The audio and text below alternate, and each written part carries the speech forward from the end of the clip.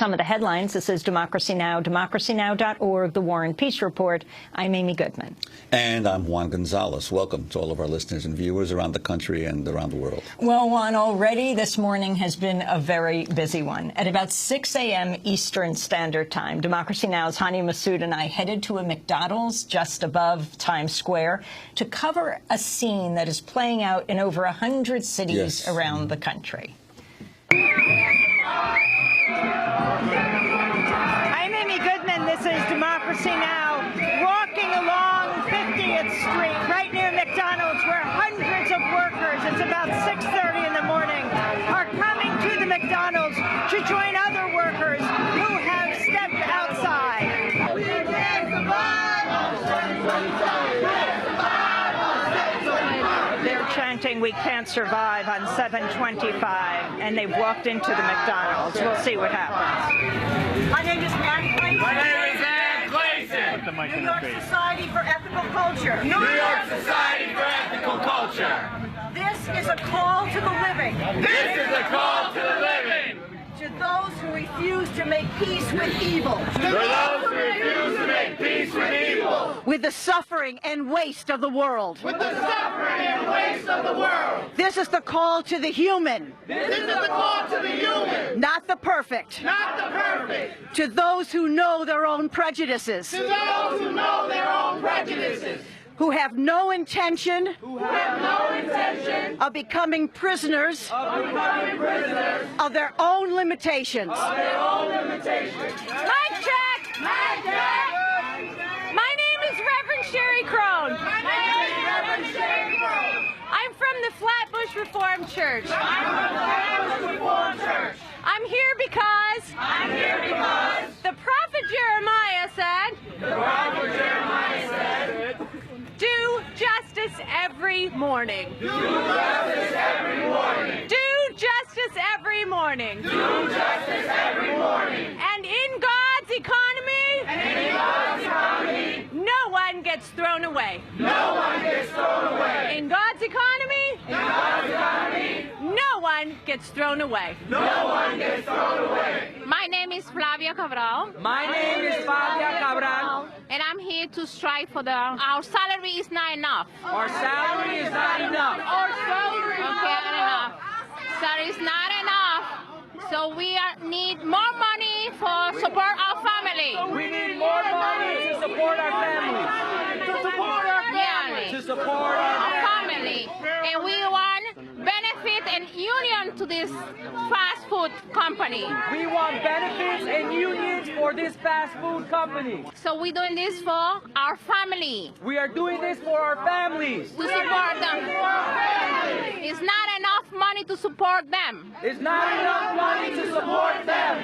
I'm Rabbi Michael Feinberg.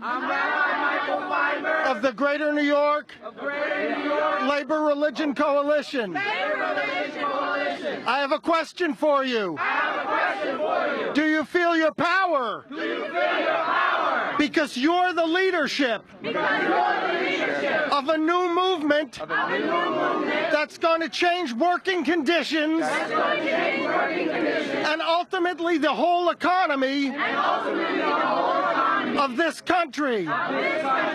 My name is State Senator Brad Hoylman. I'm extremely proud to join my brothers and sisters in the effort to get fair wages for all workers in fast food restaurants across New York City and across the country. It's just not fair that workers here at this McDonald's in my district have been denied a living wage and the right to organize. Workers here demand $15 an hour and the right to organize.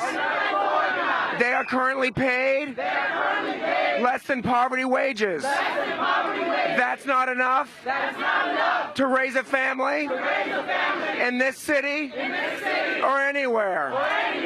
I am so proud to be here today We are close to victory. We are being joined by 100 cities across the nation, thousands of workers. This is a $200 billion industry. We demand a piece of that success. Reporting from one McDonald's in Midtown Manhattan in New York City, one of 100 cities around the country where these protests are taking place. As the people behind me chat, we can't survive on 725. I'm Amy Goodman for Democracy Now! Looks like there's... That was the scene at a McDonald's restaurant here in New York just before we went on the air. Across the country, fast food workers in about 100 cities are walking off the job in their largest effort yet to push for higher wages. Organizers are calling for a pay hike to $15 an hour, but they face opposition from the National Restaurant Association, which says such an increase would cause restaurants to hire fewer workers and rely more on automation. All of this comes as a new report exposes how fast food CEOs have not just saved money by paying workers low wages. They've also used the government to subsidize their own million-dollar salaries with taxpayer dollars. That's because a loophole in the tax code lets companies deduct the costs of performance-based executive pay. Well, for more, we're going to go to Washington, D.C., where we're joined by Sarah Anderson, who wrote the new report, Fast Food CEOs Rake in Taxpayer-Subsidized Pay. She's director of the Global Economy Project at the Institute for Policy Studies. And here in New York, our guest is Camille Rivera, executive director of United New York, part of the newly formed New Day New York coalition, which includes unions, low-wage workers, including fast food workers, as well as people who participate in the Occupy Wall Street movement. Coalition is in the middle of a week of action that calls for policies that generate widespread prosperity. We welcome you both to Democracy Now! Camille, were you just up at this protest at Times Square? Yes, we were there very early supporting all the workers. We had community organizations, labor organizations, and the workers themselves, clergy, out there supporting the workers, going into the store. And I mean, it was quite something when hundreds of people marched right into the McDonald's, security getting a little nervous there. Yes. But the statements were made, and then people left, among them workers right at that store at 51st and Broadway. Who's organized this? This is organized by a number of coalition organizations, United New York being one of them, Fast Food Forward, New York Communities for Change, and partners such as Make the Road New York. And we have been, for the past year and a half, working with other organizations, clergy, et cetera, to create a support network for these workers. And these workers have been leading the fight over the last year and a half, really taking it to their employers, basically saying, we definitely demand respect, we need respect, we demand $15 an hour, and it's been a wonderful campaign that has been very inclusive, and it's a campaign that's been very tied to the community. And what's been the repercussion from some of the prior actions of some of the workers who have walked out in terms of how their employers have dealt with them? I mean, I think that it's ranged from worker intimidation to potential firings to threats. I mean, workers are getting, are definitely under the microscope and being intimidated at their workplaces, and they continue to push on. We have workers who have, organized their own strikes on their own, wildcat strikes, where they've said, well, I'm not going to take this anymore. I'm going to walk off this job. We've had community and clergy go there and do delegations and talk to the owners, demanding from the communities themselves, saying, you will not do this in my community, you will not intimidate workers. And it's just been so amazing. It's been an amazing opportunity. Workers are emboldened, workers are empowered, and they are continuing their fight. And have you seen any, because there's a tendency sometimes by some companies when they have these kind of organizing campaigns to start either raising wages to prevent the unionization campaign from being successful? Are you seeing any cracks among some of these fast food companies in terms of being able to reform some of their labor practices? I mean, not really. I mean, maybe they say, and they talk to workers and say, we'll give you 10 extra cents or something like that. But I think that's great. I mean, if they're giving them wage increases, that means that they're obviously something is working. It just means that that's obviously not enough. Right. If you think of the story of there's a children's story about this cow that they're doing organizing, and they say, well, you know, we can get 10 cents. You know, if I give you 10 cents, is that okay? It's actually not okay. They need 15 in a union. I was speaking to a couple of the workers out there this morning. One woman, Elba, who had just come from inside working. She worked there for 6 years, no vacation pay, no sick pay, makes $7.50 an hour. I said she'd gotten one raise in 6 years to bring it up to $7.50 and could not support her family on that. I mean, you see workers having this job, working in two fast food stores. Some of them live in shelters.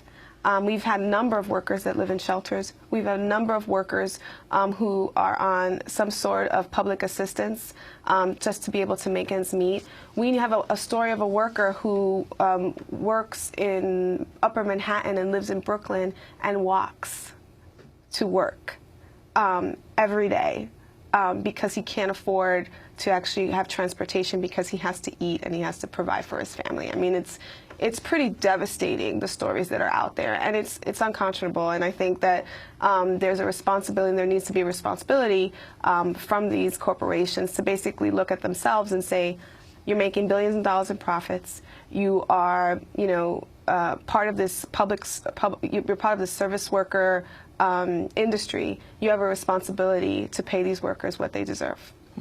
And is your sense that the momentum is growing, especially after this Seattle referendum, in terms of at the political level, with politicians at the local government level getting more serious about living wage situations? Absolutely. I mean, if you think about 2 or 3 years ago, I mean, you were following the press when, you know, kind of the Wisconsin stuff was happening, this message of anti-austerity and, I mean, you know, of austerity, and that the workers were responsible for this. And people were definitely in the political sphere. You saw like officials being scared to say, oh, okay, we'll raise wages a little bit, but we can't actually raise them to what you guys are talking about. I mean, $15, that's way too much.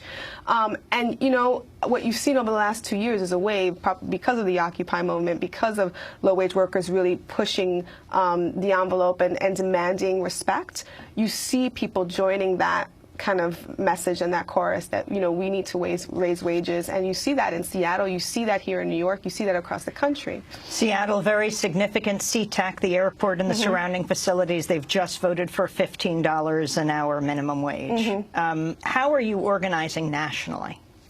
Well, I mean, I think the workers are definitely, you know, it's definitely spread. It's 150 cities, I believe. Somebody should correct or check those numbers for it. But, you know, there is a growing grassroots effort among community organizations and with the support of other organizations all across the country.